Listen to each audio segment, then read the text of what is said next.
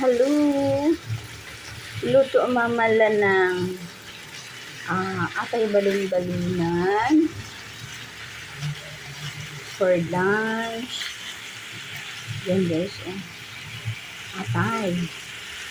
Ito guys, balon-balunan. Yan. Kailangan kasi nito.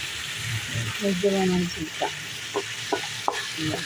Yung magmantika na pala siya. Tatanggalin lang. So, nilagyan ko siya ng konting sili, labuyo.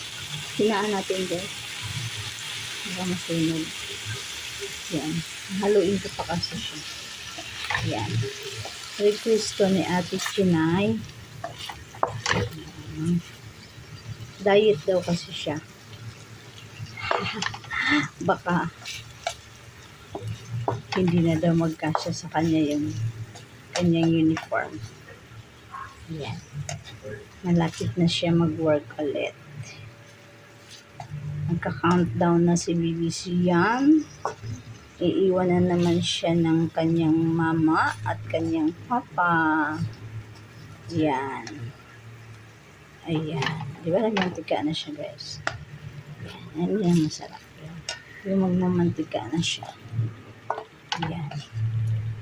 So lahat ng kilo lang yan. Kasya lang sa kanila ni si G-Boy. Kasi hatiran ko si G-Boy ng lunch sa school. Ito din ulam niya. Ang gusto naman ni si G-Boy dito yung balon-balonan.